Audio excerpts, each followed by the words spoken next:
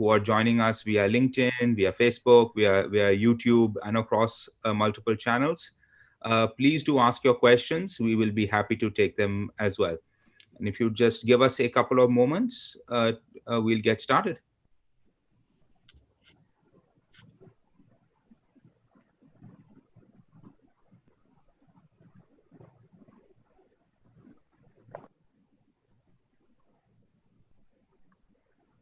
I'm going to spend a couple of minutes setting context as we start waiting for all of our live streaming platforms to get in. For the privileged few who have the Zoom link and who are able to attend directly, you can use the Q&A tab to ask your questions.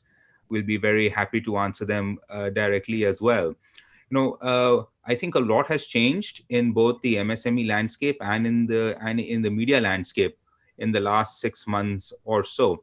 And all of us can agree this change has been a long time coming. We've all been talking about how the transition to digital media, how the transition and the resurgence of radio and podcasting and voice as well has happened in the last 5 to 10 years. If you had told me that podcasts or a radio or audio maybe 10 years ago would be at the level of popularity that they are today across the world, one of the few things that I would have been very surprised to have heard. I pride myself in predicting these things, but this was a big revolution for me. So I'm very happy to have Sharji with us here to explain why on earth this happened, especially since there are no traffic jams. So let's see what's going on. Yeah. That was my perception always. Radio in India works because traffic jam hota hai. Is there, but I'm also deeply excited to have two great panelists who really understand this space. Ashutosh ji, of course, his work with not only LinkedIn India, but his experience of the US and really understanding how the impact, particularly on businesses going digital, advertising, and all can really have. I'm really looking for his insights into that. And Dhaval, most of us know cyber media growing up in India from the large number of technology publications, key brands such as PC Quest and Data Quest and all of that, but also more importantly in his new avatar, where he runs one of perhaps integrated and upcoming media agency which puts together a lot of the digital marketing platform. And you might have to explain all the stuff you do because it's a very long list on all of that stuff. But on the general context that all of us are facing, I think MSMEs are stuck with a couple of key challenges, and I'll just articulate them all to perhaps lay the foundation for this discussion. The first absolute is that their traditional channels of reaching out to their customers have been decimated. Whether for those who are used to a physical presence of their customers or even a more traditional advertising through various platforms and circles, there has been a shift in how consumers have congregated around certain key platforms. And there have been breakout moments such as Zoom and other companies. But also, on the other hand, you have great issues like the sudden banning of TikTok, both from India and increasingly across the US. And a year or two ago, everybody said that, okay, now you have to move from Facebook now to Instagram. Now you have to move to TikTok to establish your brands. And so there's for large FMCG companies with thousands of crores in ad budgets, which barely spent a few hundred crores on digital media, that's okay. TikTok, Instagram, Facebook. But for MSMEs in particular, whose budgets might be in the single digit crores or even less, or even maybe up to 10, 20, these remarkable changes in the media landscape has serious impacts. The second issue, of course, is that everybody else went online as well. With the destruction of print media, with the destruction of even outdoor media, you had a lot of large companies having to reorient their marketing budgets towards digital media. Now, that has been a good thing in one way because it has proven the efficacy and use of digital media as well as of audio media, radio, and other programs. Then television itself is going through a large boom thanks to that. People are stuck at home. But it also means that traditionally, MSMEs would count on getting eyeballs, particularly cheaper eyeballs in digital media and digital media sources, while the large guys pointed their guns towards, one-page ad, quarter-page ads in classic newspapers and magazines. And now suddenly they're competing against the big guys in really reaching those eyeballs. The third part, and there are two segments of this. One is you have a shift in immediate consumer behavior. So suddenly, what messages worked earlier are not working. There is a very fine balance between being in the Zeitgeist, being in the so-called pop culture, but at the same time not obsessing over COVID. And so media campaigns themselves have sort of hit a roadblock. They have to come out with something that is innovative because it doesn't apply, but also how a consumer is doing the final purchase. The classic ad to lead to conversion to monetization has also changed, because consumers are now are moving to a e-commerce consumption driven model. And so a lot of traditional brand ads and brand systems or pushes to get people into a physical store or into a restaurant or into a thing has moved to maybe to do a delivery, or maybe to do a reset of a distribution system. And the last question, which I'm going to spend a good deal on time for our guest panels here, is to really figure out where the tipping point is. At some point, compulsion becomes habit. When does the compulsion to stay home, not buy, or consume media in a particular way, become now that's just what I do, right? And there's a lot of argument on when that tipping point happens. I think 3 months ago, there was I think psychologically, people were not prepared for this thing to go as long as it has had. And if you tell people, oh, it's been about 6 months, they said, what? It seems like a lot longer than 6 months. But it's been about 6 months. But now with the vaccine being delayed, now with things going a little bit awry in terms of even if the vaccine comes out, there's going to be a lead time before it is manufactured, produced, distributed, applied. And so we are a little bit stuck here until maybe Jan or March, where we have a true opening up. But are we there at that tipping point? What would your predictions be on that tipping point? And we are going to sort of try to figure out if that's happened or that will happen. But to start things off, and since he has the most professional looking broadcasting equipment of all of us here, by the way, Sharatji, are you at your office or are you at your home? No, this is my office for a change now for the last because we did a webinar with Sharatji at his home and he still had the entire the paraphernalia was there. Yeah. He actually brought it home finally after giving up. Sharatji, can you and this is something that I think, as I said, I've certainly be surprised at. Why in the last 10 years have we seen such an explosion of voice content?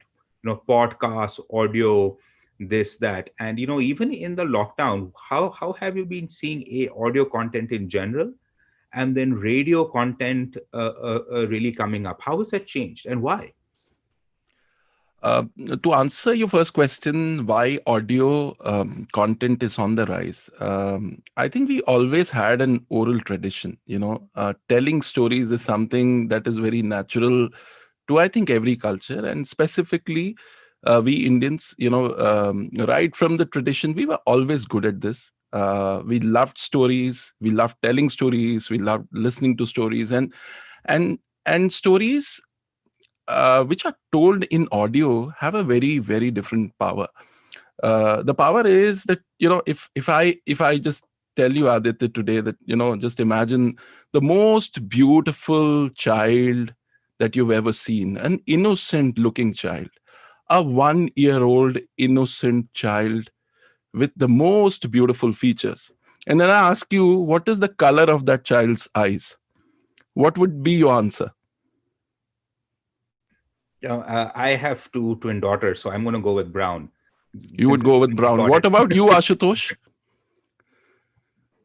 I also have twin boys, so black is the color which black. And what about you? Great. What about you, Dhaval? So I have a single Boy, but I would also end up going with brown. So this is the power. See, if I were to visually show the story, I would have had to choose either a black or a brown or maybe a blue. But if I am able to tell that story beautifully in audio, I'll be able to create perfect pictures in your mind. So Ashutosh's picture is different from Aditya's picture and Dhaval's picture, but it's a perfect picture. So that is the power of audio, because if you are able to tell the story really compellingly in the right way, you will be able to create a picture which is way more vivid than what you will see visually, because visual is limiting. But what your mind creates, what really happens in the theater of the mind, is way more vivid than anything. So that is the power of audio, and this is always going to remain as long as stories will exist, as long as we need, we um, there are ideas that need to be communicated. Audio will always be there. Yes, it will coexist with visual. So sometimes what happens is we tend to compare a visual with an audio, which I think is an unfair comparison. It's a different ecosystem. Both these ecosystems are different. What is revolutionized audio, and it has happened only recently, is that लोगों की ठेकेदारी हट गई है audio में से.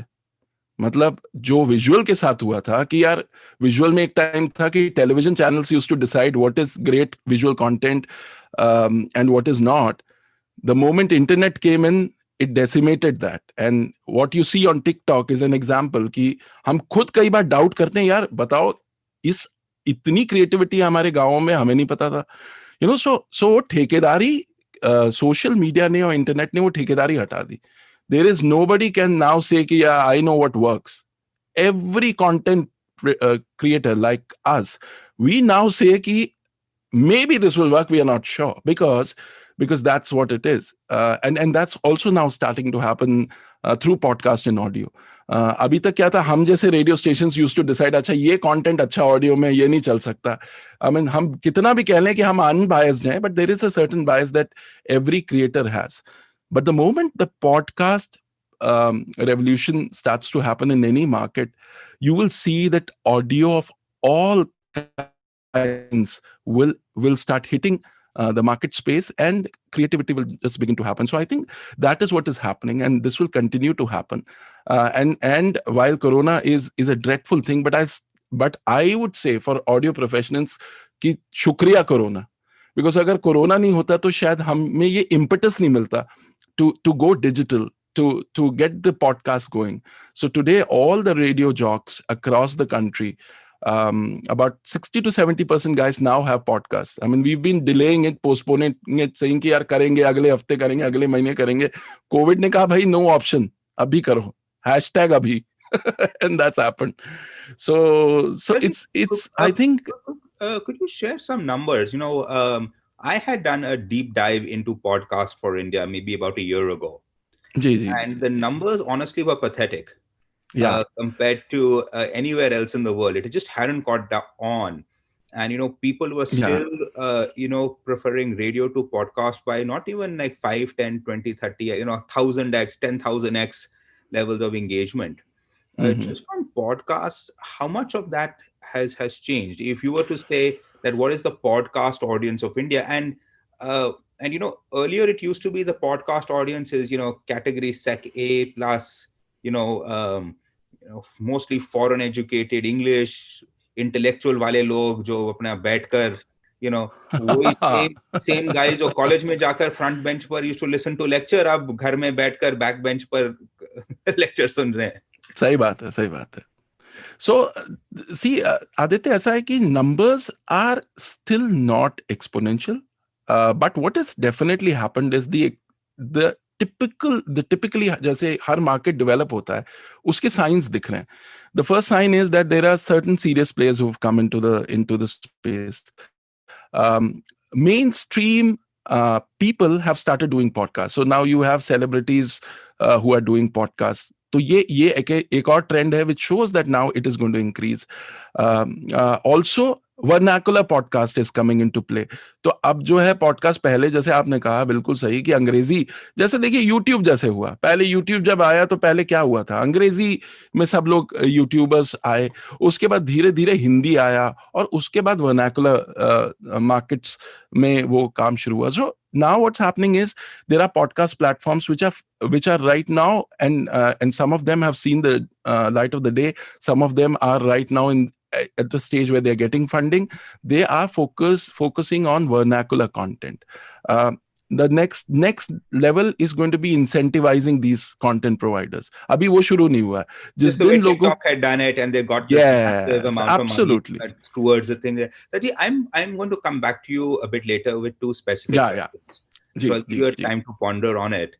yeah. One is, and I'm going to ask everyone the same question: how should businesses take advantage of this in terms of both ad revenue and native content? And also, we're going to talk a little bit about how what's going on with radio. And then again, how can businesses specifically take advantage or not take advantage of the current radio, and who they can come to. But I'd like to quickly jump to Ashutoshji.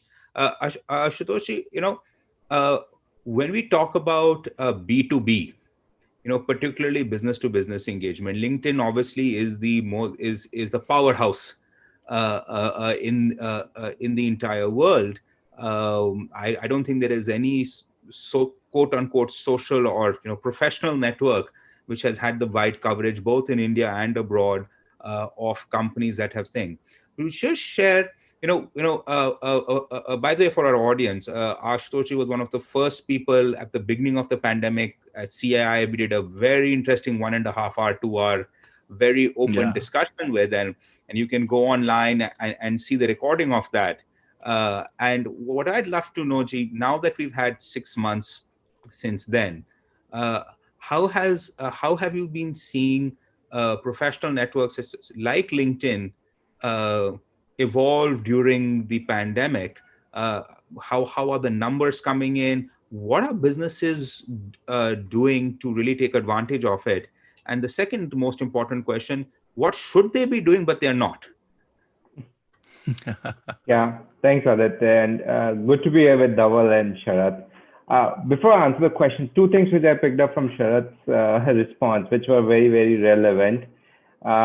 First, the democratization, right? Like you choose, right? And that we have to thank COVID for it. Like there's so much content, voice, video, social media, but you choose, and because people are being very choosy and they have the options now.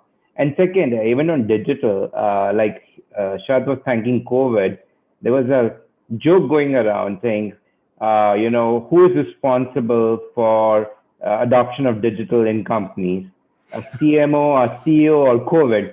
And the answer is COVID, right? Yeah. So we were always on that point where India was always increasing, and globally we were increasing the digital adoption. But we got the shot in arm, really, literally in April, right? So coming back to your two questions, one, what we are seeing on social media, or especially LinkedIn, the engagement is very strong, right? So, April to June quarter, the last quarter, when everybody went into shutdown, after the initial shock, people realize that digital is going to be their way to connect back. So like I get tons of queries during that time. How do we network digitally? How do we still continue to sell digitally? And these are the people, and I don't mean it in the wrong way. These are the people who have been trying to tell them, like, you have to get on this bandwagon for many years. And then they were reaching out, right? So it was very interesting. So I think the engagement is very strong. Members are very, very engaged right now on LinkedIn because many reasons, business reasons, people are looking for jobs, people are reskilling, which is very, very important in this time.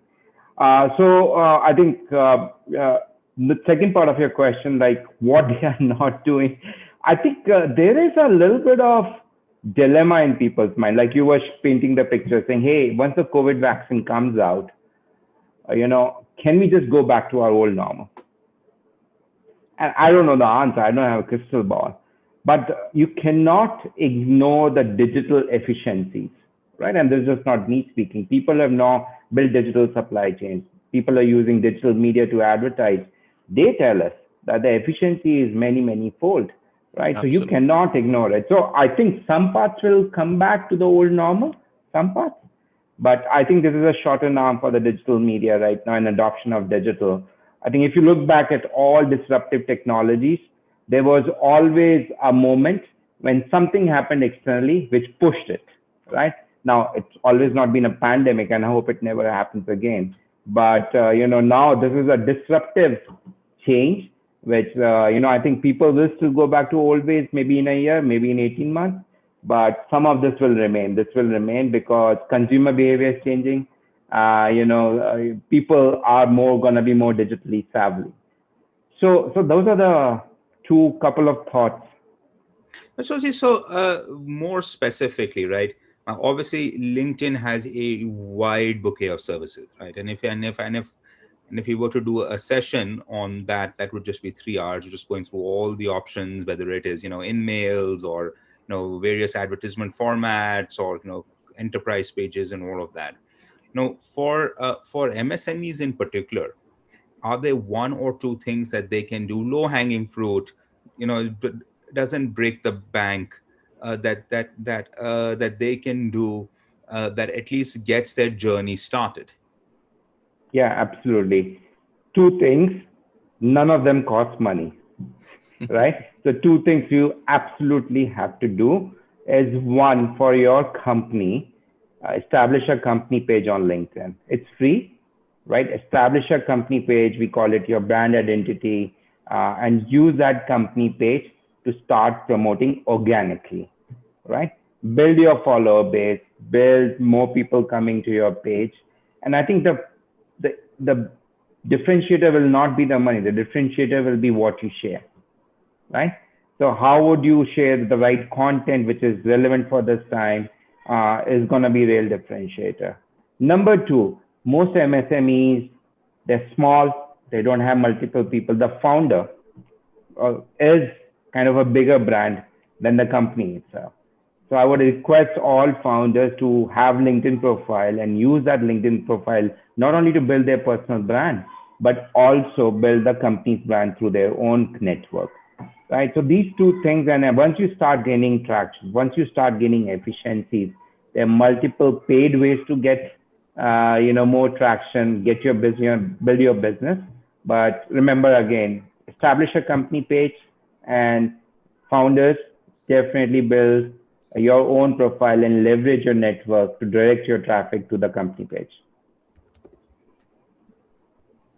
So, one of the things which for me is always interesting, right?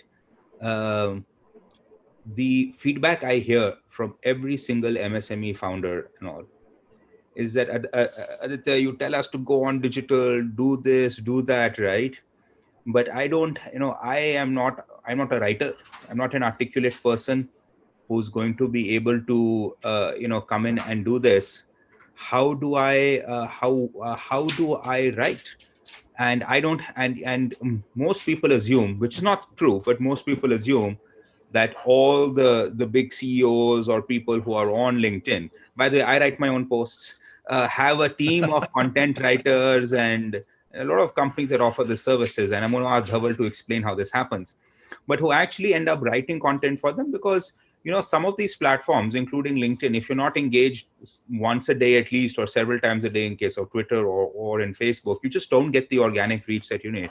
How do these founders and MSMEs navigate best practices in your mind to be able to create that organic reach if they are not particularly that's not them to begin with? Obviously with practice and experience, that sort of that helps and takes shape.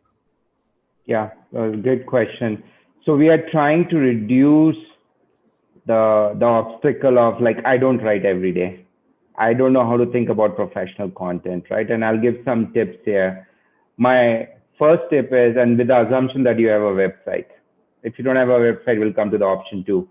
My first option assumption is, if you have a website, look at your website. You already have good content. Just repackage it. You don't have to rewrite it. We did a survey with many companies, and all of them saying like, oh, it's difficult at LinkedIn because we have to write our own content. And then when we did the survey, I was like, have you ever looked at your website and saw the content and the brochures and the videos which you have done, which are all reusable, right? So you don't have to go afresh. And then once you get that traction and hopefully you cash flow brings in, you can get a professional writer, or you can even contract a professional writer to write few things. There are a lot of people on LinkedIn right now, interns who are good at writing stuff. Contact them and get them to write something for you, right? So start with your website, number one. If you don't have a website, right? And if you think you can't write well, there are alternative forms of content. For example, video. Just shoot a video, post a video, and there you go. Sharath is here, and he talked about the voice content. Do a podcast, record a podcast, and share it on LinkedIn, right? So there are multiple ways. I think if you build a constraint in your mind, you'll never reach there. So just open your mind. There's a lot of help available on the platform itself. So start with the website, look at the alternate form of content if you're not very comfortable writing long posts. And then last bit, not everything has to be very deep thought out long posts which have multiple insights.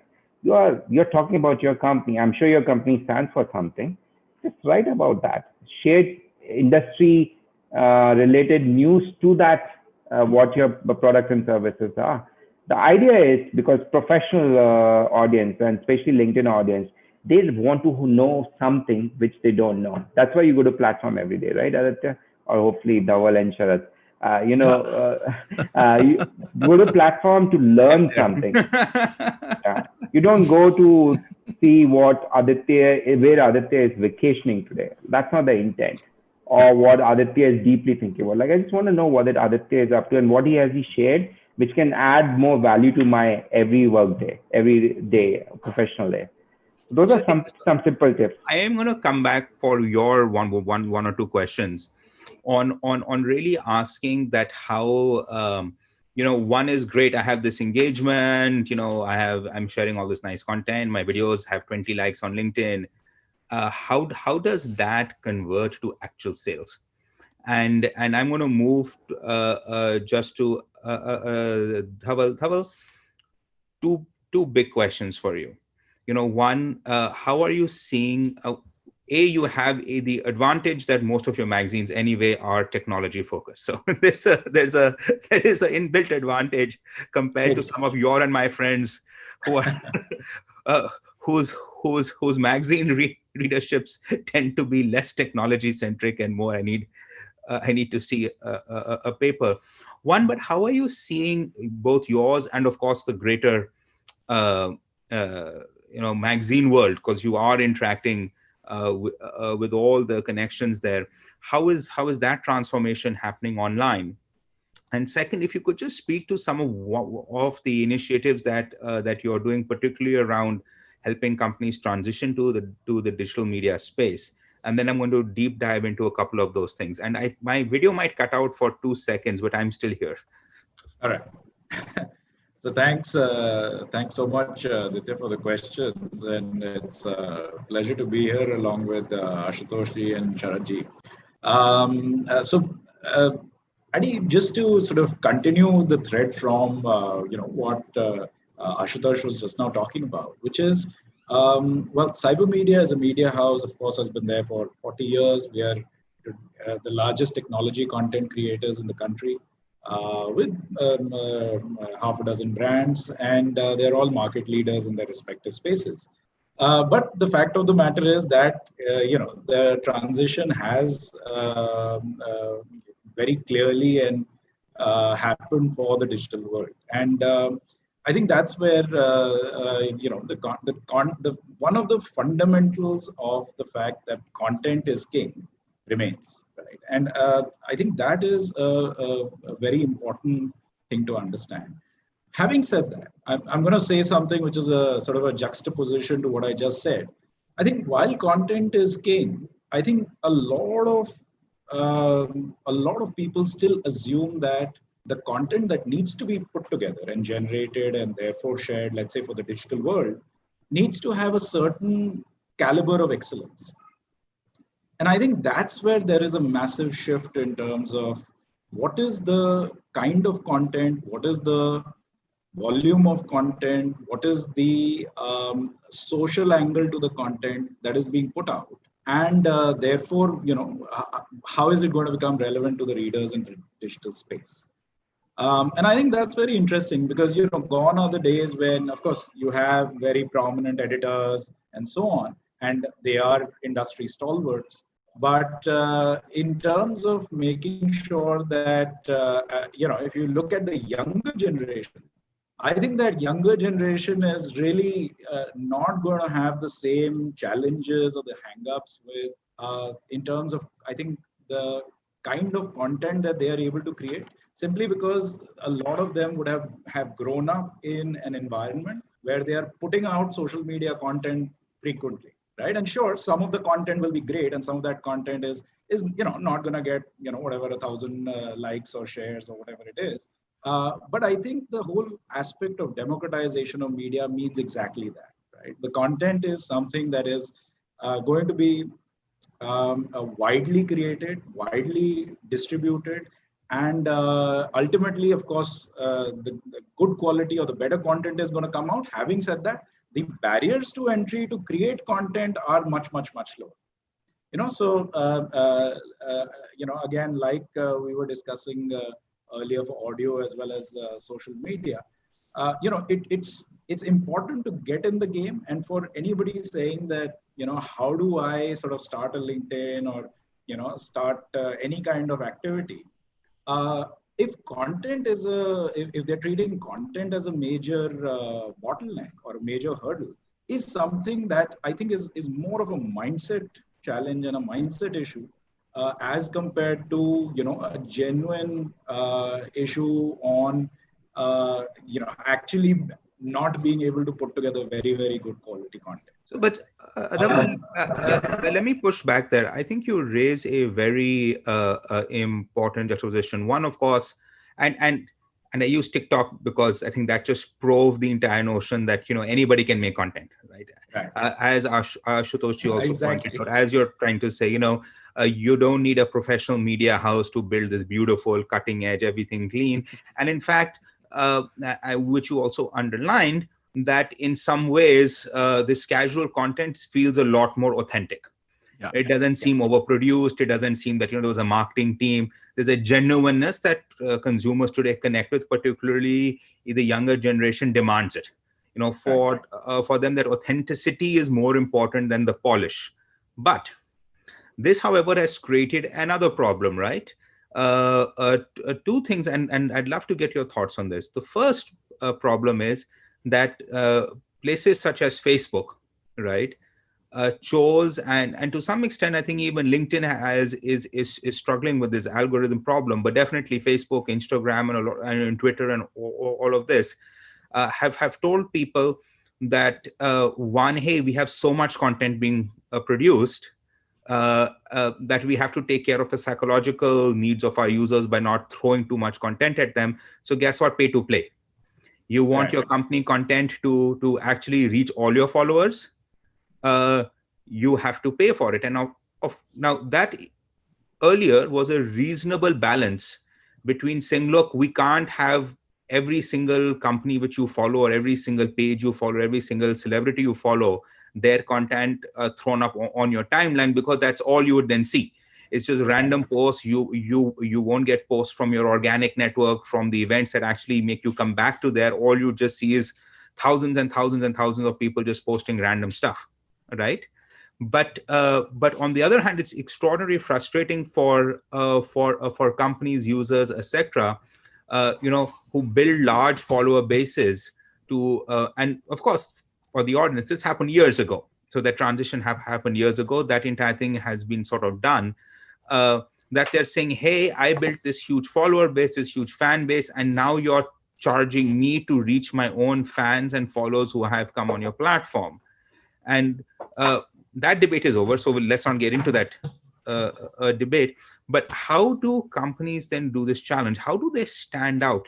It's easy to say that, oh, come out with good content, but in a world where there's just so much content and this pay to play on almost all the platforms, do companies just need to have a pay-to-play strategy even with content, or or how do they cut through it? I mean, you can post a content every day on LinkedIn or on Facebook or on Instagram, unless you are a celebrity level person who's either broken through somehow or gotten lucky or backed by traditional media. You're not getting much traction unless you put a little bit of boost somewhere. Right. So, excellent question, Ditya. So, in terms of building so the first step to the journey, let's say for an SME, is to make sure that, they can overcome the content barrier so that they can start producing the content. Right. I think the second one that immediately needs to start, it needs to follow, is to say that, okay, this is what is my the traction of how many people are seeing my content, right? And B, like, who are the people who are seeing my content, and is that audience relevant to my brand, right? And effectively, I think a mixture of those two will help answer the fact that, okay, this is the kind of community that effectively we want to, or a consistency in terms of audience that we want to build.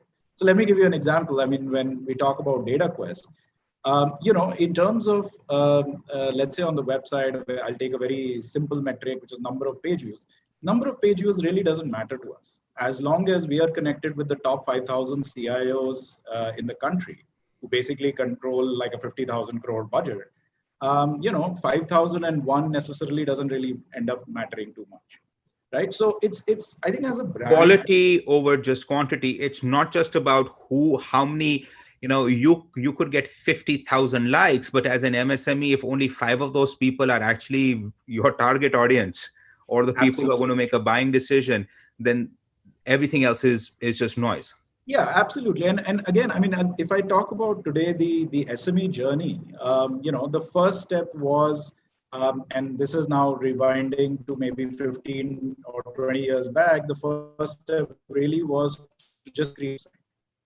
The second step was to say that, okay, now we need a social media presence, right? So there's multiple platforms, LinkedIn, Facebook, Twitter, and so on.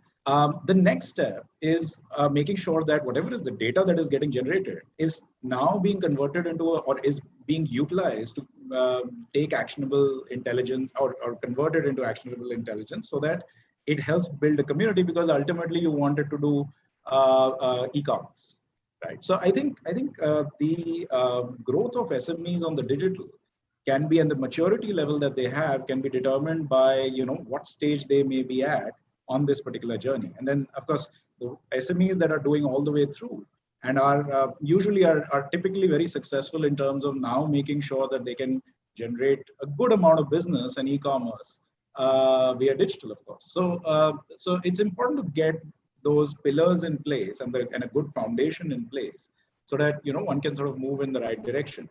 And the play to pay, the aspect that you were talking about, I think is just another factor of that, right? There'll be multiple platforms, there'll be multiple avenues. I mean, one of the trends right now that is growing very rapidly for SMEs is direct to consumers, right?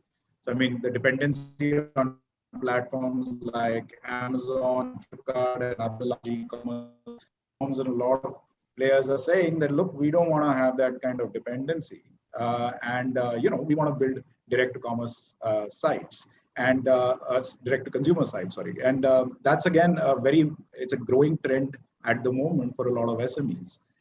So that's those are just some of the trends that wanted to, I think, are relevant. So, Dhaval, I'm going to come back to you on this, very important. So, and to just think about it a little bit on bypassing the new gatekeepers, Sure. right? Both Sharadji and Ashutoshji talked about the old gatekeepers and how they have sort of been washed out. And for our audience, by the way, this is a concern that has gone all the way up to the U.S. Congress. They are now, and I highly recommend everybody go and listen to those congressional panels and testimonies where they're asking serious questions and often foolish questions to big tech. That's saying that, look, you're talking about content democratization on the creation side, but on the distribution channel side, there are only 5 platforms which have 95% plus of the market share. And if you get censored or banned or pushed from one of those platforms, you're done. So much for the democratization of media and access. There are five platforms in the English speaking democratic country world that really matter, and everybody else is an also ran. So I want to come back on this direct to consumer bypassing of big tech that really is. And the other thing which I want to come back, Dhaval, is that on reputation management.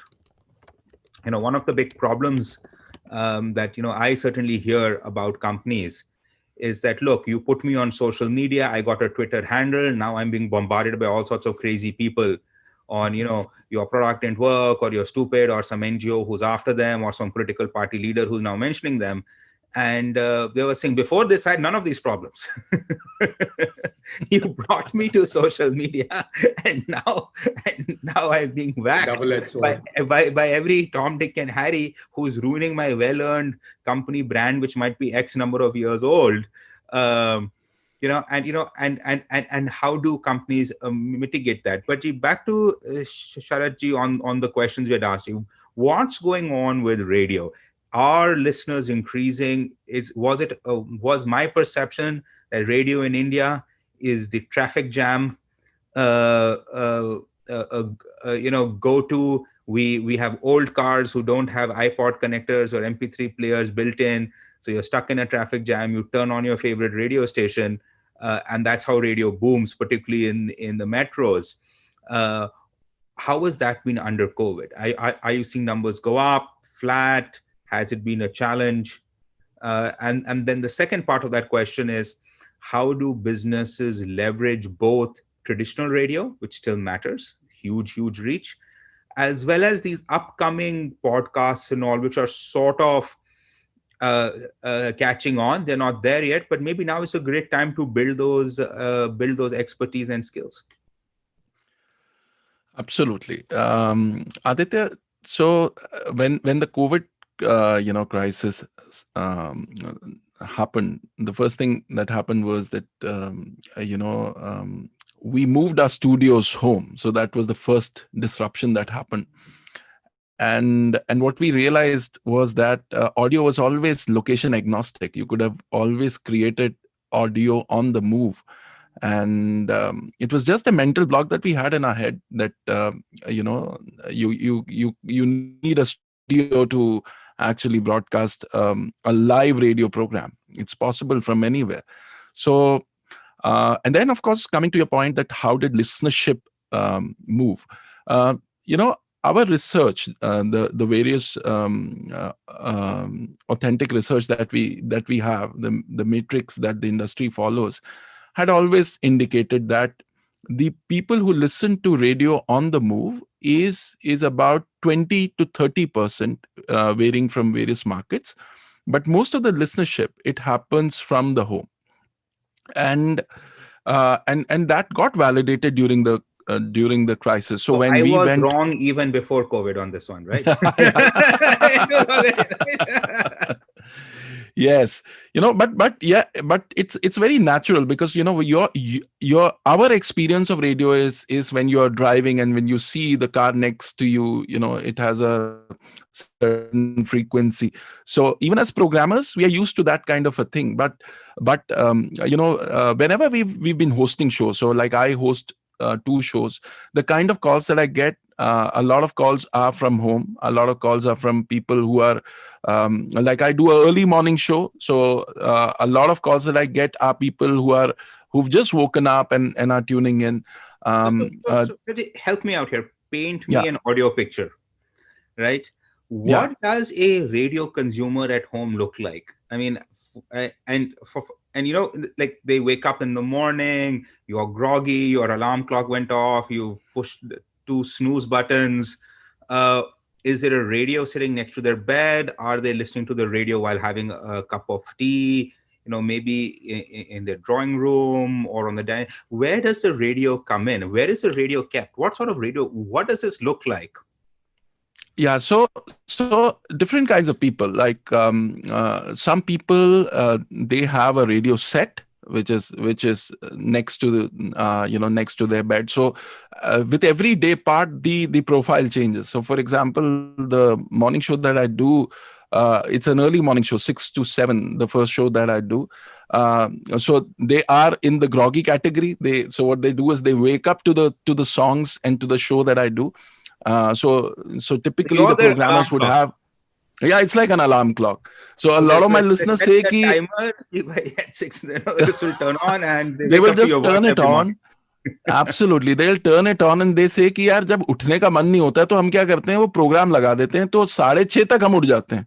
So so they listen to the songs, they're listening to some of the talk, and then they kind of wake up. So typically programmers will try and give positive stuff there, inspirational stuff, the music that you want to keep the music most sublime. You don't want to give them really music that is very high on tempo. So that's what it is. Once the action begins to happen, say from 7 to say around 11 o'clock, that's when a lot of people who are reading newspaper, they call up our morning show. So they say ki, so we have a lot of segments where we also talk about what's in the newspaper, or what did you read, or some of the social media posts that you need to check out. So you get a lot of traction there. People are now on the move. So some of them have radio sets in their living room. Some of them are also using it through their phones. So they are tuning in through their phones. Some of them are using these Saregama sets, which also have FM radio. So they are tuning in using that. So what happens is that a lot of this listenership happens from home, and then they stay connected to their favorite radio station when they drive out. So they would call back and say कि आज सुबह तो आपने ये बोला था, आज सुबह वो जॉक क्यों नहीं आया.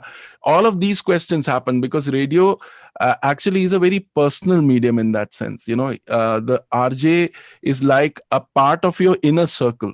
That is the strength of our medium. It's very, very personal. So वो Pavel, जिस do you have pot a hole में complaint? आपकी गाड़ी गिरती है उसमें आरजे की भी गिरती है. So it is that kind of a connect. So Pavel, do you have a complaint about your favorite jockey not showing up? You raise your hand in the No, middle. no, quite the contrary, actually. I think to me what has happened in a big way in audio, and I think India is still scratching the surface on this, is that audio and radio as a part of the entire audio ecosystem has become portable. yeah, I think effectively radio used to be either an instrument sitting at home or sitting in your shop. Sitting, little Eventually the radio. car, so eventually the car. But if you talk about really being audio being portable, where it's on your phone, and therefore whenever you're either wherever you may be traveling, you may be exercising, you may be, so in that personal space. The radio on the phone, which has become a reality over the last, I think, 6-7 years, is what is now a major shift for the new consumers. And I think that the portability of audio is what is where there is a huge shift. And I think the content is now Pavel, sort of following that. So quick question on that, since you raised that portability issue. Is bandwidth a consideration? I think it's not really. I think in terms of the I meant, content. let me clarify the opposite. That, hey, Okay. I have this cheap mobile phone or a smartphone, which is very basic. I can't stream movies and videos and watch YouTube and TikTok. I still have my free headset which I got with that phone. I plug it in and I have, and if I can't stream with my favorite TV channel or radio channel, but guess what, the cost of streaming audio is not that expensive. It's not a bandwidth hog. It's not going to cut out while I'm bored or waiting for the bus or something as that. Does bandwidth play a role, or that's just not a connection yet? I think bandwidth is, I mean, I don't think it is for urban centers, it is certainly not a problem. I think for a lot of rural area, again, the infrastructure in a way has to continue to improve, continue to catch up. But I mean, I think that's a factor of time, right? I mean, Yeah. it's in terms of everybody having enough bandwidth for not just audio, frankly, video. And you and I have had plenty of discussions at what level sort of video becomes absolutely live streamed and so on. I think that's just a function of time. It'll happen sooner or later. But again, I think the fact that it's really become highly portable is giving suddenly a boost to a lot of formats, including audio. And you earlier used to be exercising, and the only thing you could hear was entertainment, which is music, right?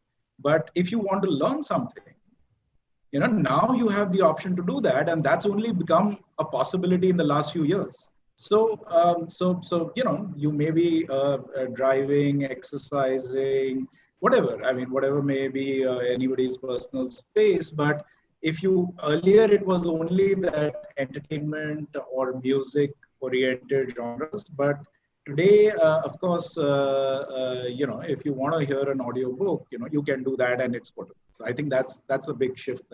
And globally, that's resulted in this happening.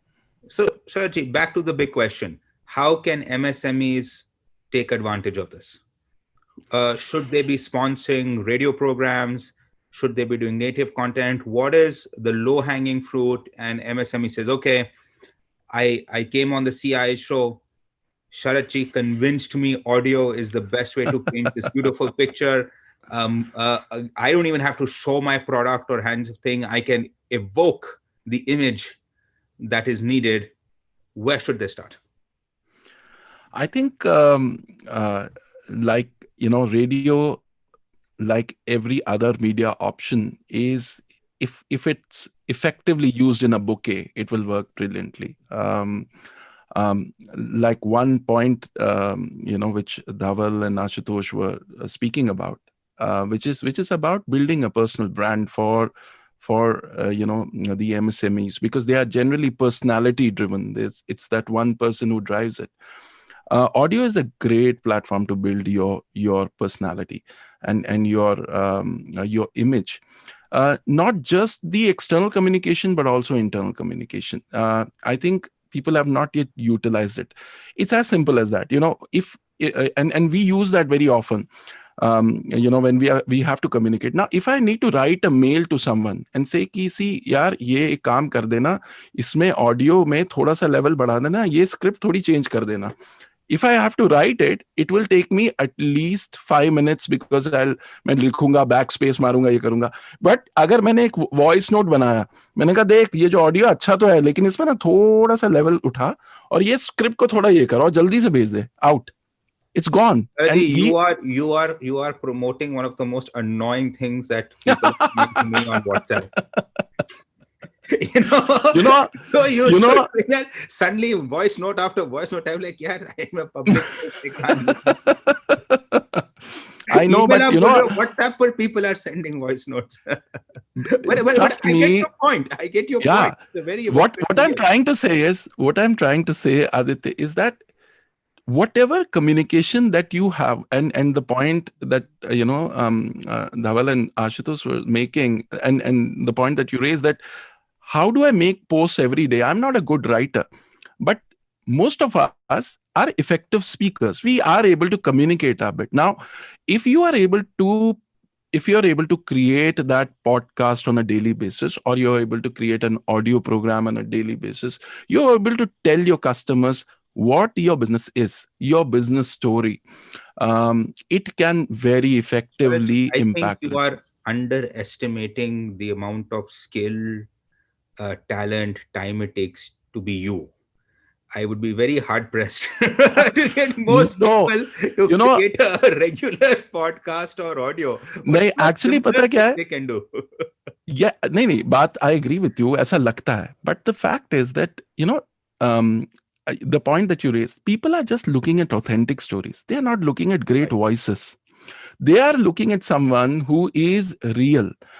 If someone comes and he says that, ये मेरे पास एक ऐसा product है जहां पे हमने गाय रखी है और बिल्कुल शुद्ध शुद्ध हम दूध देते हैं, क्योंकि मैंने आज तक क्योंकि हमें ये पता है कि अगर हम गाय को खुश रखेंगे तो दूध अच्छा बनेगा, और वो जो दूध है वो आपको भी खुश रखेगा।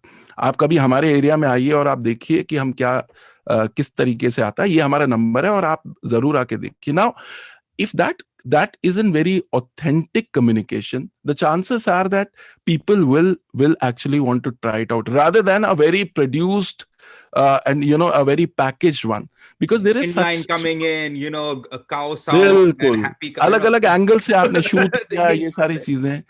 क्योंकि जो आपने बात कही, there is a huge trust deficit right now that people think that you have an agenda, you have an axe to grind, and आप एक कम्युनिकेट करते हो तो आप उसको एक बहुत वो करते हो। And typically when you try to do it the professional way, when you try, models are trying to sell your product, it it is not that effective. I think the age has come where I think the entrepreneurs need to speak more directly to their customers. They need to just put out their heart. They also need to tell the internal stories कि यार ये हमारे production में ऐसे ऐसे काम हुआ है और इतनी मुश्किल से हमने ये काम किया। अच्छा, ये दूध बनाने का प्रोसेस इतना इजी नहीं था, ये चैलेंज हमने फेस किया। And also be authentic. देखो, आज हम ये नहीं कह रहे परफेक्ट प्रोडक्ट है, लेकिन we are trying to make it perfect. The more authentic you become as an entrepreneur, people will connect with your brand more.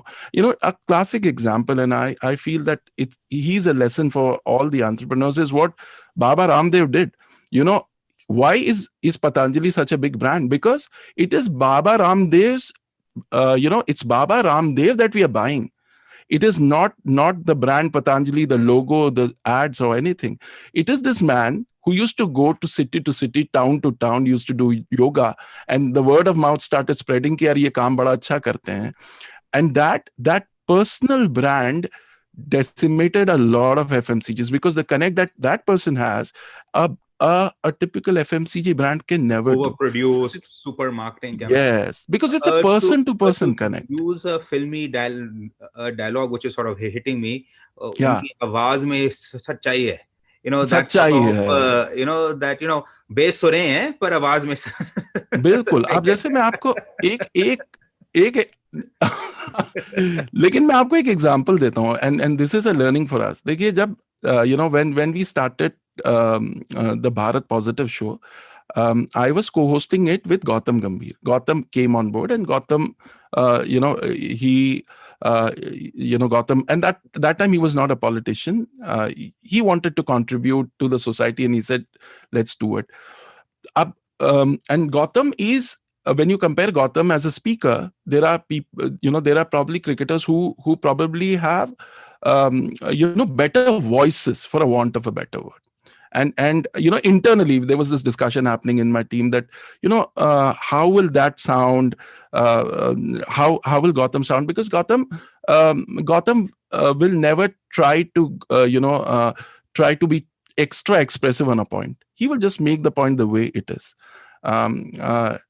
But that is what we use. So when we decided to make the program, we said we will keep it very candid. Gautam comes, he sits, and we are discussing. So even when we made the launch of the program, the promos were like this. I said, Gautam, क्या करना चाहिए show में? Gautam said, यार देखो, police वालों के लिए बहुत कुछ करना चाहिए, because पता है मुझे लगता है उनका जॉब बड़ा थैंकलेस है.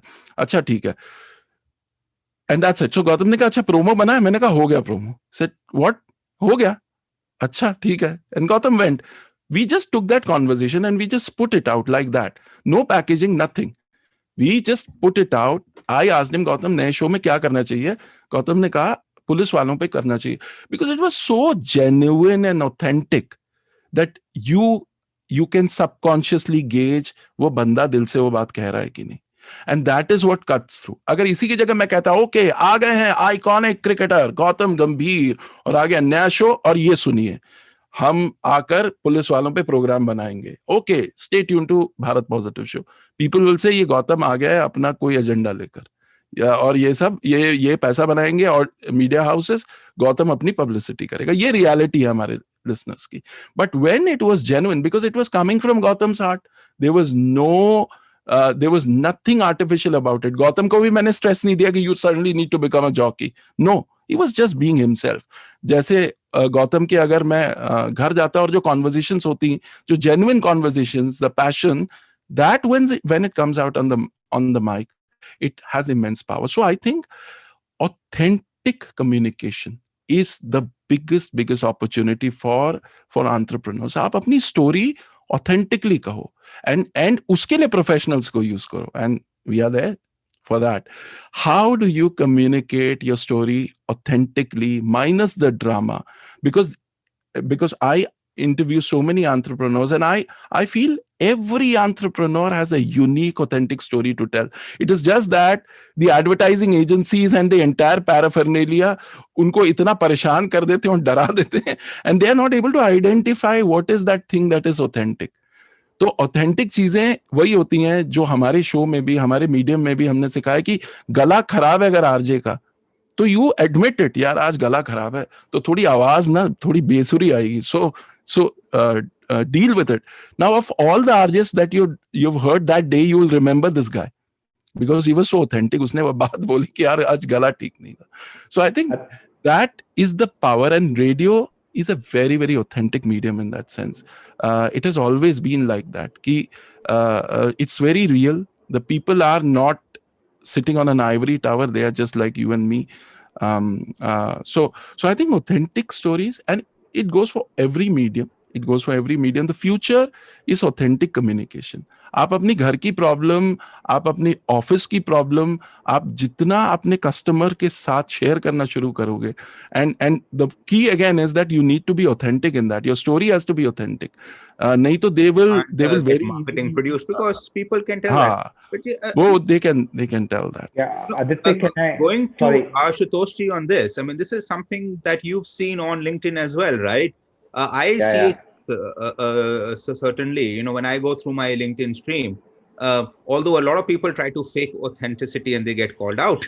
The copy-paste problem used to be there on all social media brands, not your story. You say lift kar authenticity ke naam par you have put. But I think that really works for LinkedIn as well. Could you just talk a little bit more about finding your authentic voice on a text medium, or by bringing in video or audio? And second, again, back to what we had talked about earlier, is engagement is wonderful, connection is wonderful, all of that is great. How do you convert it to sales? How does that that I have so many LinkedIn followers, I'm connecting to everybody who's who of my industry or my society have added me as a connection, but then how do I sell? Yeah. No, I was getting very restless when Sharat was talking, because it felt like he should talk about LinkedIn, because as you said, that is our pitch. Be authentic. Yes. How many times I have said when I did a CIA session with Aditya as well, it was like, be authentic, guys, especially the leadership. It's very, very important to have your own voice, right? So Sharat, I think you and I have never met, but felt like I've seeded the thought in your head from a LinkedIn perspective, saying talk about it. So that was brilliant. Before I answer Aditya's question, Aditya, you said before saying a lot of companies are afraid of social media. That suddenly I get to social media and then I hear the all reputation management problem, right? That earlier I wasn't on social media. All the complaints would maximum maybe go on a Google review or something, or maybe on a WhatsApp group. Now, because I am there, because I'm engaging, everybody's frustration, good or bad, is hitting. Plus, now I have a bunch of extortionists, I have a bunch of crazy people, I have a bunch of trolls. Was this worth it, right? Yeah. Less so on LinkedIn, I have to admit, than most other platforms. But I want to take very, very quick point there. So I think number one, if people didn't have that bad experience about your company, right? Not hearing about it would not solve it, right? So I think, there is somebody out there who had a bad experience with your product or service. Right now, there's a way to say it. I completely get it. Sometimes on social media, people get really tangent with it. And not hard pitching LinkedIn. In LinkedIn, people come with their real identity. So if I want to complain about that, I will be Ashutosh, and you can see that. Which is, by the way, very, very important. And I want to put a very fine line underneath there, right? Because India has very strong libel laws, right? So if you have a genuine, truthful complaint and your identity is there and you're willing to put it up, right, you are opening yourself up to legal liability for placing it up. But you have the defense of truth. If you've generally had a bad experience and you are circumspect in what you're saying, that is the right way to do it. Correct. And I think the problem is when as you, and I'm very glad you mentioned it, there are a lot of platforms which allow people to use Anonymous. anonymous identities and all, and then the issue is that not genuine people are complaining, but people with other agendas. Correct, correct. So I think that's where, so I just want to, not anybody gets stressed about the fact that if I go to social media, I'll be bombarded with all this. And And and everybody, one, and I am not a spokesperson for LinkedIn, even though Ashutosh should make me one. But but but I do want to put this as one of the reasons why I prefer LinkedIn for a lot of my personal posts and a lot of my business posts as well. In general, you get crazy people everywhere. The level of comments and responses you get, people take 1 extra second to think, if I correct. post this, does this look good? Me posting it and my entire professional network knowing it. Those same Yeah, people on Twitter, on Instagram, on other comment sites would say all sorts of insane things. But because it's a professional network, 1 extra second, and often between a reasonable comment and an unreasonable comment, it's only 1 extra second of pausing and saying, does this reflect poorly on me? Should I really say this? And I think that's something that LinkedIn forcing people to do does a little bit better, in fact, a lot better than some of the other social media sites. yeah. So, And spokesperson thing, please go ahead. yeah, no, I think I found two spokesperson today, and Aditya I knew always, but Sharat, you are definitely on the list as well. So Dhaval will get there. Absolutely you will. So just coming back, so just want that was a plug on social media, but like coming back to your question, authenticity, very very important. I've talked many times about it. A lot of CEOs, a lot of SMBs or MSMEs have come to me and talked about it, right? So if you talk about your genuine thinking, it'll always be heard. And we have seen on the platform the stories which are more authentic always get the most traction. Forget about pay to play and what you are using. It doesn't matter, right? Like if you're authentic, you will be heard and you will be, you'll get traction. Very quick example. We used to do influencers, right? LinkedIn influencers. These are really big personalities who already have fan following or who are big, kind of thinkers. Off late, and this is not off late, like last couple of years, we have seen a lot of, regular professionals like you and me coming up and sharing insights from their career journey. And they have become very powerful, right? They have become the voice of the platform. And that's what LinkedIn members are coming back and saying, I love the stories because they feel like I'm connected. I've gone through something like this, right? So I think, if you're authentic, people will find a way to connect back to you and, definitely will find that traction. To your question on how thinking about the boost, how to convert it into sales, I won't, so a lot of people complain that sometimes in social media it takes longer. It does not take longer. Every product you sell, especially in the B2B context, has a cycle. And the cycle remains the same, whether you're selling in person or digital. It doesn't change. We have seen it. We have seen it in big IT contracts, and we have seen it with a very small purchase, right? So I think the way to convert your interest or engagement into, a genuine sales, there are multiple ways. So there's something called lead gen form, which you can plug in one of your posts. And again, it's not paid. Like you can just say, if you're interested, put your name here, I'll contact you, right? And we have found that to be very, very effective, where people have converted all of this interest into sale. I will give you another example, which is amazing. It happened in the US many years back. We have LinkedIn groups, right? And we are rethinking about the groups. But just an example, there was a financial advisor who was sitting in a group where a lot of SMEs were coming together and talking about their financing needs. He stayed there. He didn't say anything. he just waited for his time, and then he was sharing more insights on about how to think financing for SMBs or MSMEs. And then once somebody said, like, this guy is very genuine, his thoughts are really great, let me connect with him. And then they connected offline, not on the group, and they worked out that the guy needs financing, and that financial advisor closed multi-million-dollar deal, right? And he came back and said LinkedIn enabled it. So it's lot with the patience, lot with building that authenticity, and then lot with sharing insights before you the hard sell.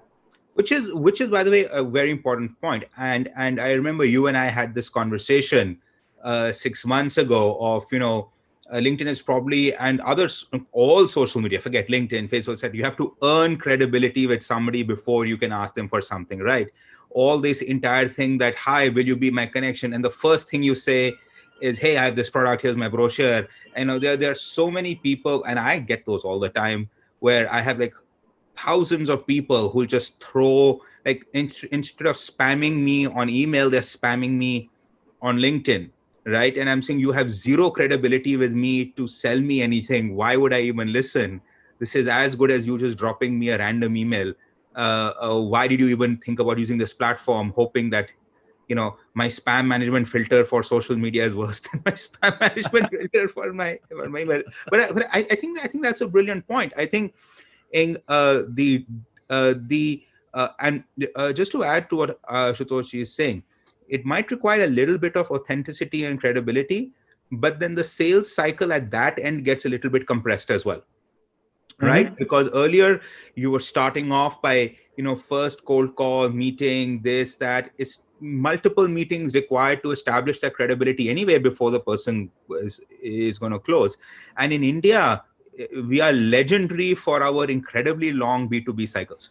I think most countries in the world, and all of us have suffered through this, your standard B2B cycle can be as short as 15 to 30 days.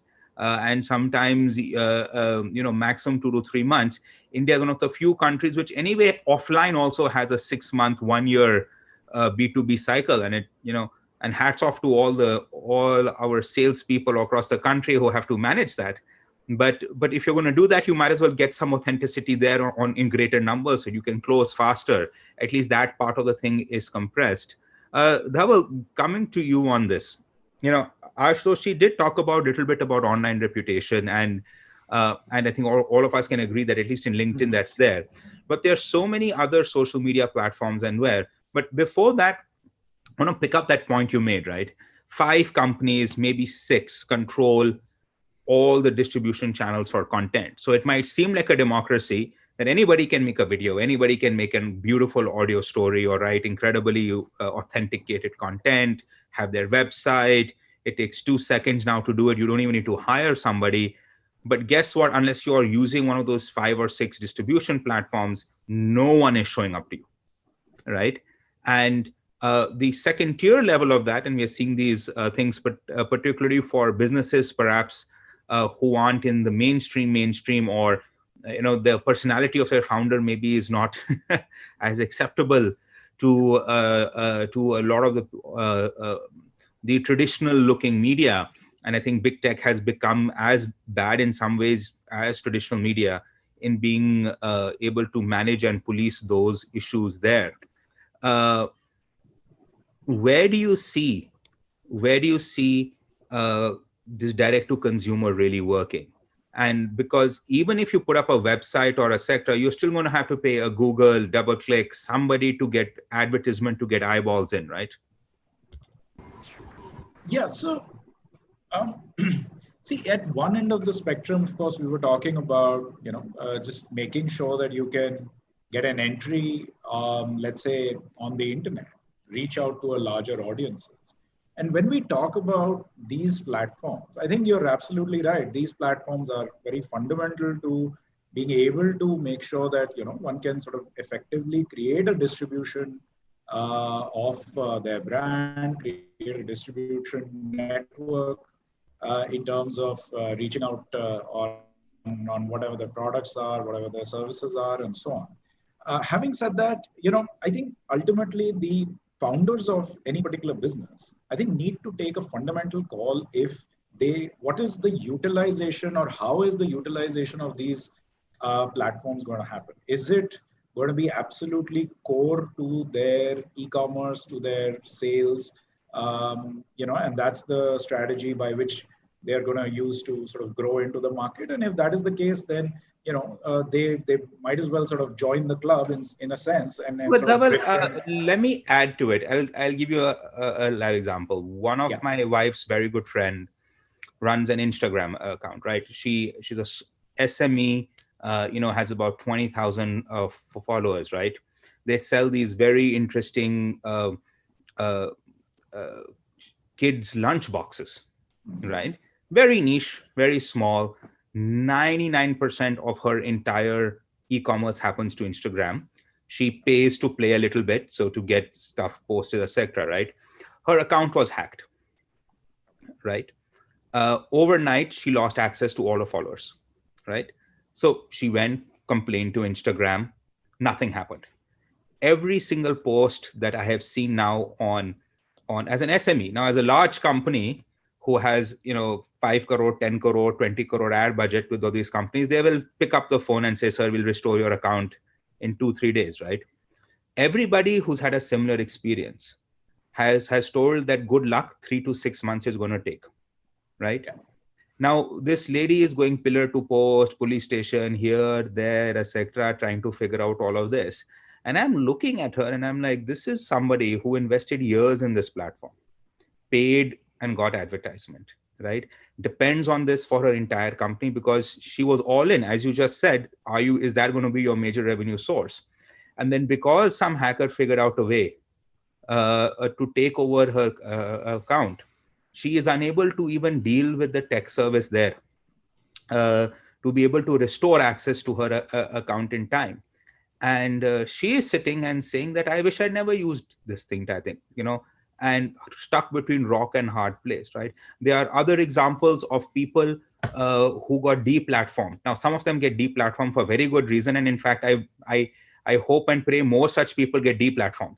But there are a lot of people who had, campaigns against them, false campaigns against them, lots of stuff there. And then their accounts got blocked temporarily, or the advertisement that they do was, etc. Suddenly they lose access to all their customers and clients. And then it's an existential crisis for these companies. We're not talking about large companies with lawyers and, PR guys and liaisons and, huge budgets, and where the big tech platforms are giving them a one-stop contact to deal with all their issues. We're talking about SMEs, etc., who have to use the online support forums. And most of these people don't even have phone numbers anymore that you can call. It's all about these online chats, and they keep doing that. That is a live danger for a lot of SME companies, right? And that's why coming up with this direct consumer where all of these have to play a part, and no one is arguing that they can't play a part. But how can companies start getting that thing? And what is sad to me is that a lot of, I know, influential guys who have their podcasts, who have this, etc., have gone back to email lists. Right? Or kuch nahi, email at least will go. Facebook, I have to pay X amount of money to reach my followers. But if I have 5,000 people whose email addresses who I have at least, and they have signed on for it and I'm not spamming them, at least they will get my latest episode or podcast. What are some of the things that companies can do to de-risk this? Yeah, so one is that just connect them to me. But aside from that, so one is that please post your email address on the chat. I'll do that. No, so in terms of what all they can do to de-risk themselves, I think one is that they should obviously, if there is a high dependency on any particular platform, they should immediately look to make sure that whatever community that they have, they can either migrate them to direct to consumer, or as in their own websites, or to or sort of bifurcate them across multiple platforms, right? So maybe WhatsApp is another potential channel, which then creates a more direct interaction and engagement. And WhatsApp for Business is something that for e-commerce transactions is being leveraged. The other thing that one should do is that in terms of let's say how we help out a lot of partners that we work, and that includes a lot of SMEs, is that we reach out to the major platforms because we do a lot of work with them, and because we are doing a whole lot of work as a quantum, oftentimes we are able to go and sort of talk to them and put their case in front of various platforms to then try and generate better results. Because like you rightly said, if it is easier for a company with 20-30 crores of marketing budget to just pick up the phone and talk to a representative, but an agency which is also handling that quantum of business will be able to also help do that. So one of the solutions is that, look, maybe it costs 10-15% more, but to work with an aggregator who is able to have that thing might also aid in bringing some of that in. Yes. So that's absolutely, and then also you get a consistency in terms of ensuring that the brand is getting the right kind of traction, because a team of experts is managing that in an effective manner, and they'll also be able to guide a brand, because today, honestly, the other end of the spectrum, when we talk about digital marketing, and that's some of the stuff that we do, starts to get very, very complex. I mean, you touched upon online reputation management. It's a double-edged sword. Can be a lot of negative criticism for a brand, and that has to be managed effectively. Influencer marketing is something that a lot of brands want to try out. Of course, the commerce part is something, and how to create a marketing and a sales funnel, map it together so that it's effectively resulting in ROI, is something that sort of, again, is slightly at the higher end of the spectrum, but an agency which is doing that day in, day out should be able to power an SMB to newer markets, newer eyeballs, and therefore more growth, right? So, so that's, I think, a very, if that is if a lot of revenue is coming via digital, then I think it's important for SMEs to ensure that they do find strategies to de-risk themselves, and find the right partner, or reduce dependency on one particular platform, so that it shouldn't be that tomorrow they get blocked, and as a result the entire business is gone. Exactly. Sharatji, your thoughts? I mean, obviously, I saw you smiling several times when I talked about big tech and the new gatekeepers sort of coming in there as well. Your thought of how SMEs, one is, as Dhaval said, don't restrict yourself into one platform, use multiple platforms so that you are there. Obviously, if you're in certain segments, for example, LinkedIn, there's, I think, a less of a chance for your being blocked and all, just because of the nature of how the advertisement systems and the B2B sales rather than the B2C, which I think is the more difficult and more dangerous version to really work on. How can companies de-risk themselves and get their authentic voice out without having to stick to the 5-6 big distribution channels now that is there? Or is it the fact that they have to do it? There's no other option.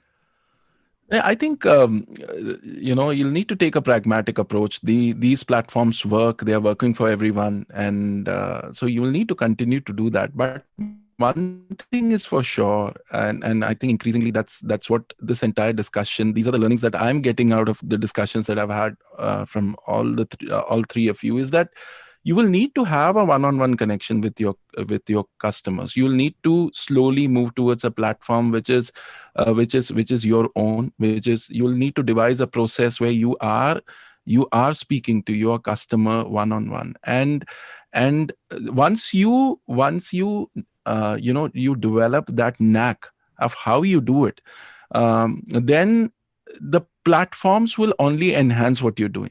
But I think it needs to be your own proprietary tool that you start working towards. That how can I be in touch with my customers without incurring too much cost? I think increasingly everyone is thinking about this. I think celebrities are thinking, how can we make sure that we are not dependent on Facebook or YouTube or Twitter? Is there a way that I can directly also connect with my listeners? Because they do understand now that the power that these platforms have is definitely at sometimes overwhelming. So I think it's going to be a natural progression. People are going to put their minds to it. like we've started doing that. We've started creating communities of our listeners, and we have started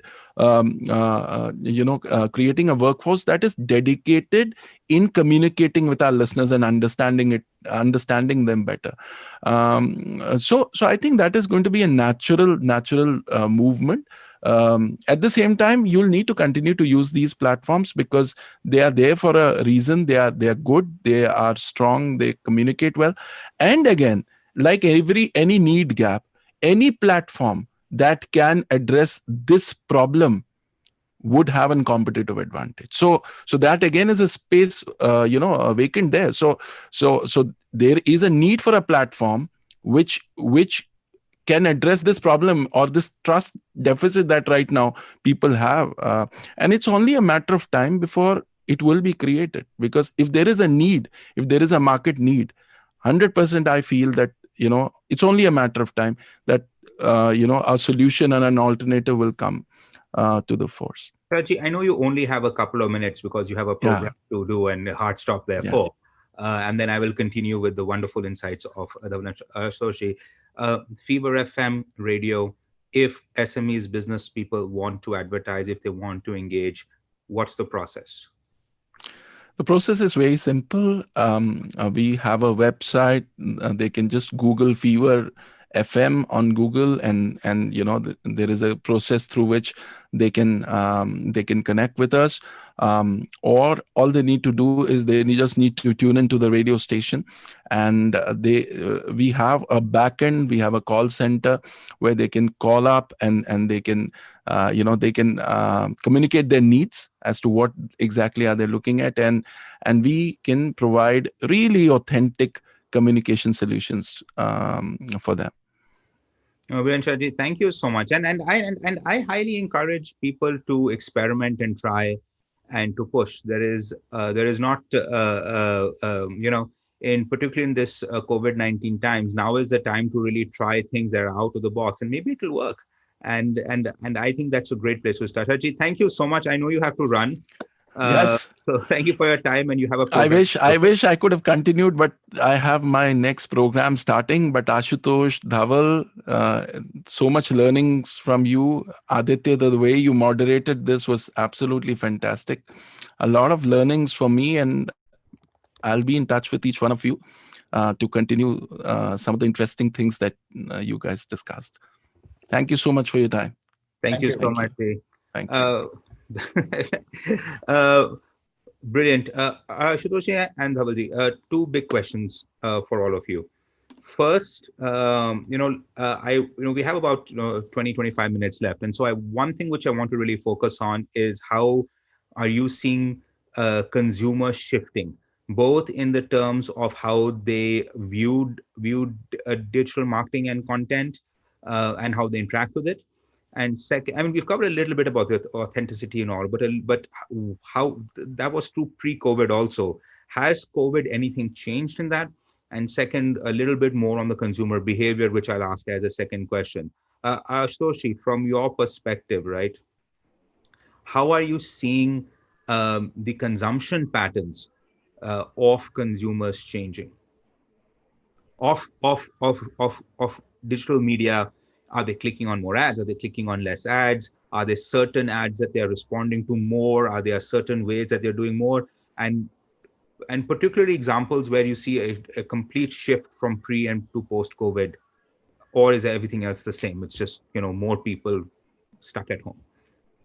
So I think from our members' perspective, we are seeing, as I said, the engagement is pretty strong. Like I have some numbers, like we have seen 60% over year-over-year increase in content creation on LinkedIn. So in general, more content creation means more engagement so that people can read it and can interact with that content. Specifically on your point, I think bunch of things have been very interesting, and especially April-June quarter, right? When we were in a lockdown and people were still figuring it out. And LinkedIn is, by the way, just not about marketing or just not about ads, right? We have a bunch of other things where people interact. One very key trend we saw, LinkedIn Learning, which people use for reskilling and education. That's been just, people have just engaged heavily with it. So I think I don't remember exact numbers, but 200% increase in the courses being viewed and engaged, right? So that's a shift in the consumer pattern, right? It's a huge shift because people are saying that it's very difficult to get in a room and get trained or get learn new skills. Let me use digital, and especially reskilling. A lot of people are figuring out what new skills they should acquire while they're at home, right? So I think that's a trend which will be holistic. It's not dependent whether we get a vaccine or not. I think this will stay. People will continue to learn more online, more digital, right? But from a consumer perspective, the business transactions have increased heavily, right? So because companies are using digital more, and especially in the B2B context, LinkedIn is being heavily used by SMBs and MSMEs. They are seeing more traction. There are more transactions are happening. So messaging, LinkedIn messaging, I don't know how many of our viewers have used it. I'm sure each one of them. It's a becoming again many hundred points increase on the usage of it because people were right, like, how do I connect? Like, so if I have to reach out to Aditya, for example, I'll just message, hey, Aditya, need a couple of minutes, or can you focus on something which I have done? So I think messaging has increased as well. So these are some of the things which are happening on the platform. From a digital media perspective, I think, we have seen again increased traction, right? So I don't think so. There's been a big shift because we only saw digital. We haven't seen anything outside digital on platform.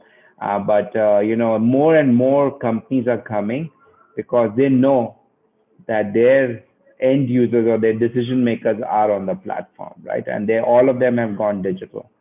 So I think the increased traction, apart from a couple of holistic changes, right? One was learning bit, huge focus on learning on the platform, and which it's consumer based, right? We always had LinkedIn Learning, by the way, even pre-pandemic.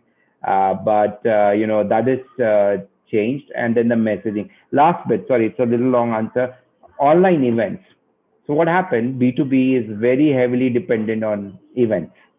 Yeah, get people together. Let's show them what new product service I have designed. Suddenly, online events is a flavor of everything, and that's something which again will have a little bit of fundamental shift as we go along, especially for MSMEs who are listening. I think LinkedIn has built an online events platform where you can use the platform data to invite the right people into the event. And one of the big problems with B2B events, which I'm sure all of you have faced, is once the event is over, how do you engage back to that same audience? And that's where the connection we are making online through LinkedIn data, saying pre-event, during the event, and post-event, you can continue to engage with the same cohort. And our fundamental thinking is we are helping build community, right? So LinkedIn is all about building online professional community. So if a small MSME does an online event, you have built a community around your product and service, and you keep nurturing that community. So those are the two or things which I'm seeing.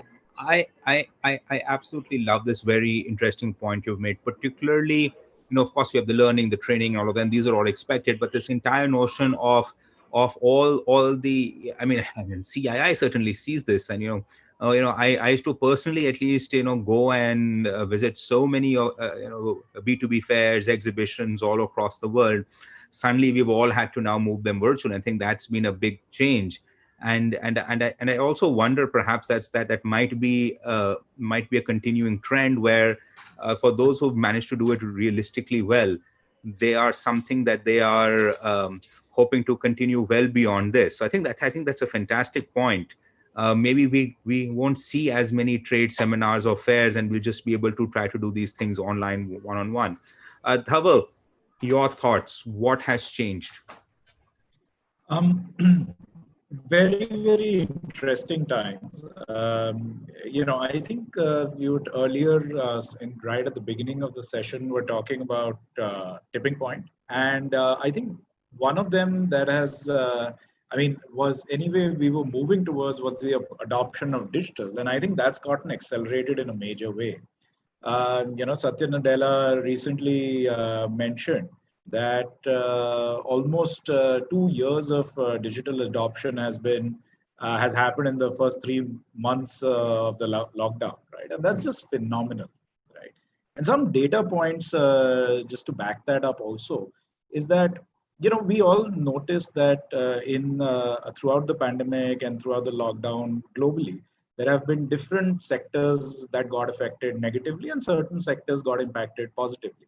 Having said that, this is a Kantar study which talks about where, when we talk about any sector at all, the number of positive transactions for that sector online has increased, right? So I think that's a very, very important underlying point and shows a very clear and permanent shift where across all industries, even the ones that got impacted negatively, there's been a major shift towards digital. So that's one. The second thing I want to also share as a data point is that so today we work with over 3,000 websites, and we work with them in different capacities, and we're managing about more than 5 billion ads a month.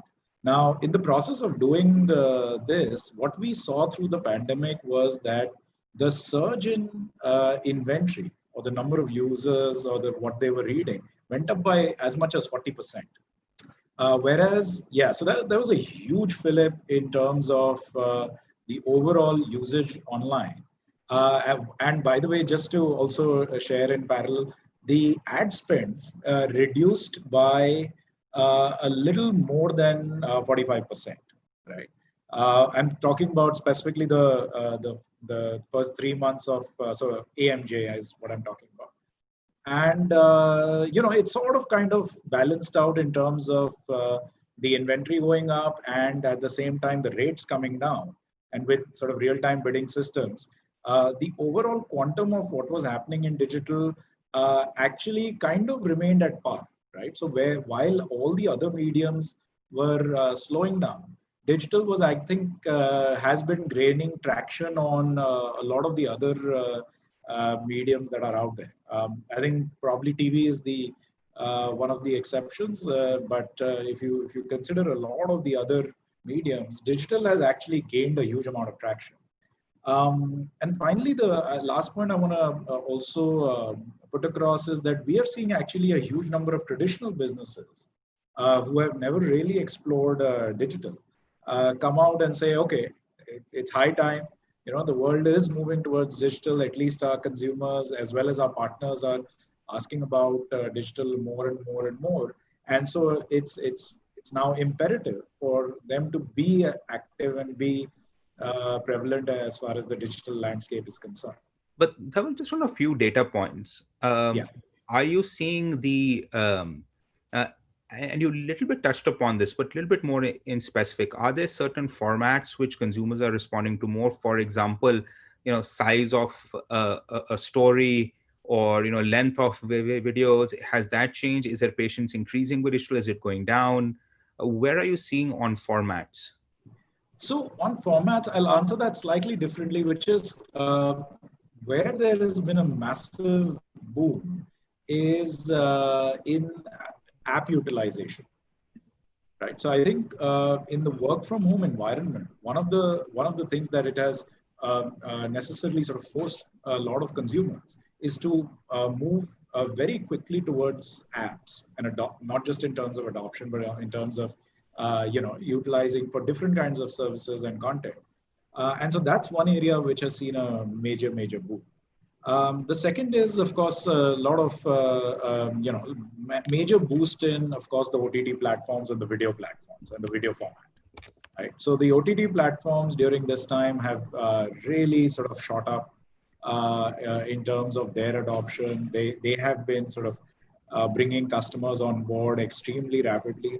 And in fact, a couple of them even made announcements that the due to overall increase of usage, there may be certain outages. So they had sort of brought out these announcements, just sort of making sure consumers knew that in advance. So I think those are two particular areas.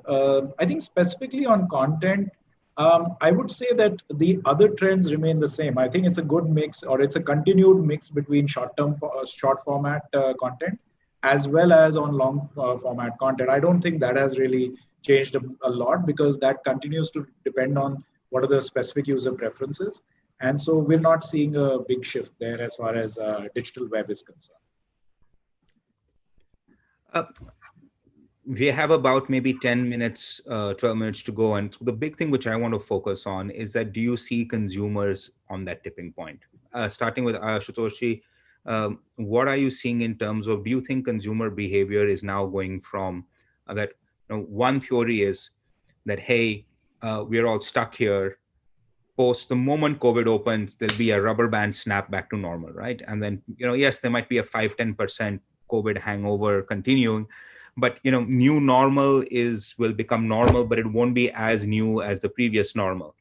Versus a lot of people saying that if this continues maybe till Jan, Feb, March, consumption behaviors, both in terms of goods and services, but also the way people interact with the world, would have fundamentally and irrevocably changed.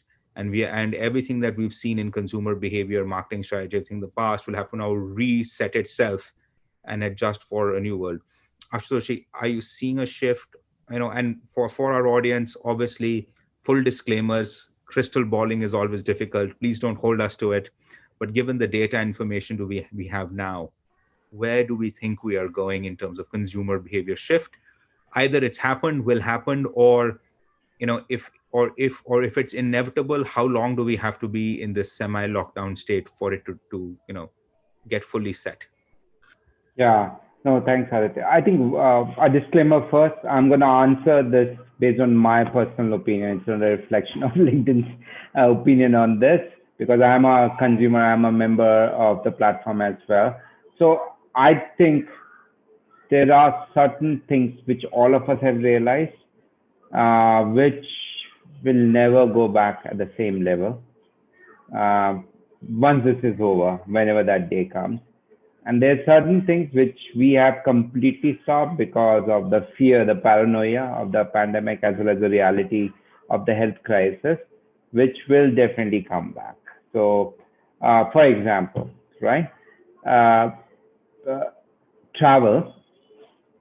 I used to travel a lot, right? Now, all this lockdown and being grounded has given me a reflection saying, was all that travel productive? Did I achieve all the objectives, or was just because I had the need to sit on a plane and go somewhere, right? So I think there is a reflection on that. So I think travel will be back, business travel specifically, but will it be at the same quantum? I don't know. I don't think so, right? There are certain things where some of the things which have changed in our life have made us more efficient, right? For me personally, we used to go to mall for XYZ reason. We'll still go to the mall, don't get me wrong. But it'll be once in a while when we have specific needs. Because one thing I've realized, because as digital supply chains are being built, despite the fact that I've not stepped out of my apartment for last 6 months, let's see, I get everything at home, everything, right? So I think I was listening to Mr. Satyendra Jain earlier today when you were talking to him, right? So, slightly contrary, I just didn't buy only pajamas. I bought a bunch of things which I would have bought in a regular mall sitting at home. I didn't step out, but I bought some fancy shirts. Just using you as a personal case, right? I'm sure you used e-commerce before the lockdown, but at what level? Yeah, it was very, very minimal, right? And especially, even before pandemic came, when we came back to India this time after Singapore, our usage was much, much higher because it was much easier. We don't have to deal with traffic. You didn't have to go out. And you didn't have the habit of going to certain places or certain shops. And so it was just easier to continue global brands at home, right? Yeah. So the efficiency factor, as like in India specifically, you have to deal with the efficiency at every stage of your life. And I think digital is helping us make us more efficient. There are certain things which will always have you'll get the pleasure out of being there. But there are certain things which you can attain by just being digitally. From a business perspective, Absolutely, I see this as a tipping point. I think probably as Dhaval was saying, as Satya said, probably the usage has peaked specifically during the lockdown. The digital transformation has peaked. But some things will go back to the old ways. But I think digital will continue to be a big part of it because these are important impressions which your mind is gathering, right? And businesses are realizing I can be as efficient. Like, why do I need an event with 10,000 people? And there are certain reasons for then those 10,000 people events. But if you're a Not MSME every or if day. Yeah, of not course. every day, but SMBs, you need a select group of people who will listen, who will care about what you're selling, or who are your decision makers and buyers, and they will realize that digital is much more easier, right? So for me, long answer was a short story. I think this will have a long term impact on how we buy things as consumers. Some of those things will be rearranged in my mind. Some of the things will come back. Like, do I still want to go watch a movie? Absolutely, yes. I'm sick of watching OTTs on my TV because going to a theater is just not about watching movies. It's the whole experience, right? You go out, you buy popcorn, you go out with your family or friends. So I will definitely, but will it be the same frequency? Probably not. You're not. Dhaval, bringing you in here, consumer shift. I'm sure you've experienced it yourself. All of us have. But insights into where you think that and just to extend what Ashutoshi said, there are certain things which he is saying, which I also generally agree with, that will have far more shifts than other things which might just go back to normal to some extent. What are your thoughts on this? Yeah, I think the pandemic I think has offered sort of one of these once in a lifetime situations which globally is creating a shift, right? And it's already created, I think, in many senses, a major shift. And I think at the moment, I mean, while you rightly said, typically anyway, forecasting is a challenge, but figuring out from today how 5 years is going to look moving forward is just, I think, extremely impossible thing to do. There's fundamentally a lot of businesses, a lot of how they operate, how consumers behave. A lot of that is, I think, just going to really shift around a lot.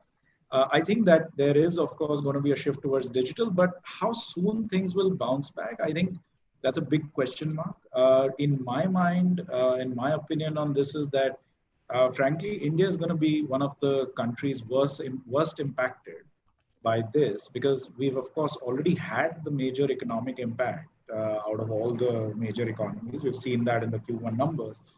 And the fact of the matter is that, it's not like a lot of other countries where this is in our rearview mirrors, right? Our numbers are really, I mean, we've sort of, I think, probably reached a certain level of tone deafness to this in some parts, but the numbers continue to And grow. uh, to be honest, ICMR said that the peak will be November. So, we are on track.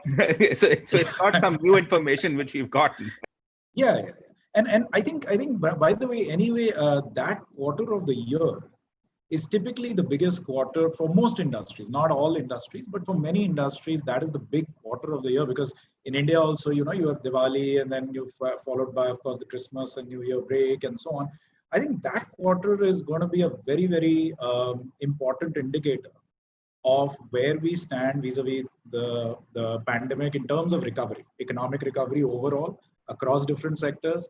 And I think we have to just simply wait and watch. But I feel that India is going to be one of the economies that's really come off worse. And frankly, in my opinion, I mean, I want to take a conservative stance on this.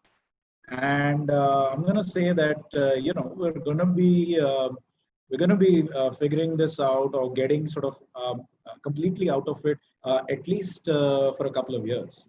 And one also has to keep in mind that there have been a couple of incidences in the last 5 years, of course, demonetization, GST, where those had to a certain impact shaken up the system. The hope was that moving forward, there's going to be benefits that we see from particularly GST. But I think that's where the pandemic, unfortunately, is a body blow, and so we'll have to wait and watch. And again, certain sectors which can really leverage digital can create sort of a differentiation for themselves, and the consumer shifting their and which are effectively new eyeballs on digital, that is becoming a very fundamental necessity for any brand, right? So if you let's say you're an HUL and there's a small SMB that really wants to try and compete, if you by chance have the budget, this is a great time to try and take away eyeballs, because one is that there are many eyeballs, they are fresh eyeballs, they're new consumers as far as digital is concerned, and so you actually may be able to sort of give it a nice push if you have an effective strategy and get some market. This is a great opportunity to take a little bit of market share at the margins, even from the big guys. You don't have to be Baba Ramdev, but for a MSME, 5-10% more growth right now would be a welcome boon, or even a percentage point or two of market share of India would be fantastic.